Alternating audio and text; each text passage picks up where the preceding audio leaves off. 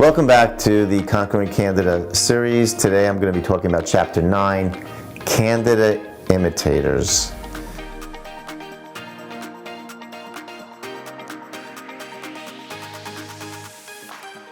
Now I like the quote in the book, "When you hear hoofbeats, you think of horses, not zebras."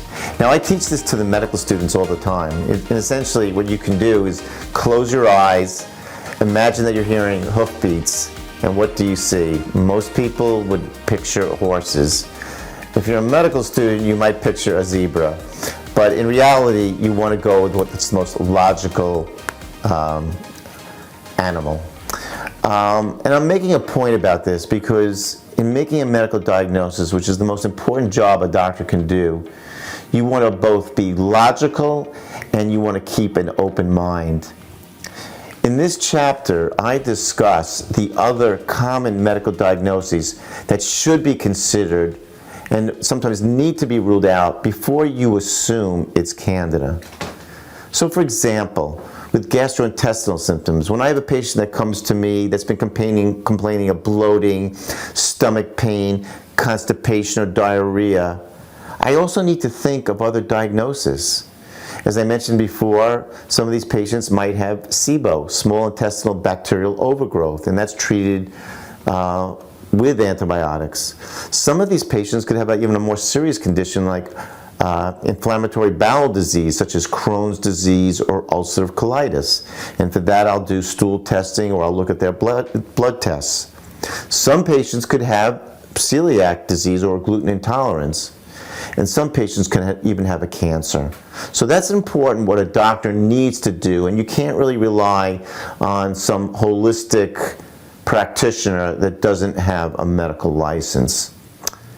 Another example of a symptom that has to be really thoroughly evaluated is chronic fatigue and brain fog. And this is what I mentioned earlier, is common in stage 4. But as a doctor, you have to consider some of the really important other diagnoses, such as long-haul COVID, chronic Lyme disease. It could be an endocrine imbalance like a thyroid. It could be an autoimmune disease, and it could even be a neurological disease. So that's why I rely on my lab testing for this. If I have to do radiological testing, again, being thorough and not just assuming it's Candida. In page 108 of the book,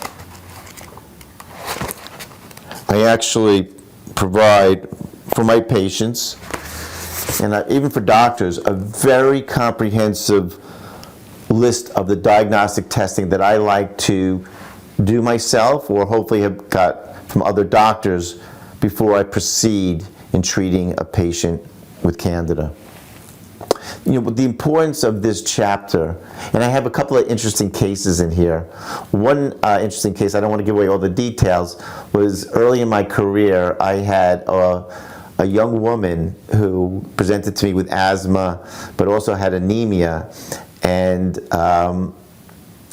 she wasn't responding to iron supplementation. She wasn't responding to iron supplementation for her anemia, and her asthma wasn't getting better. And then she recommended to me, she goes, "Do you think I could have this other diagnosis?" Which I don't want to say what it is, but it threw me off. But it turns out that she did. So I'm very open to patients helping with their own diagnosis. And there's another interesting story in here about a doctor that tried to diagnose himself and how that turned into a mini disaster.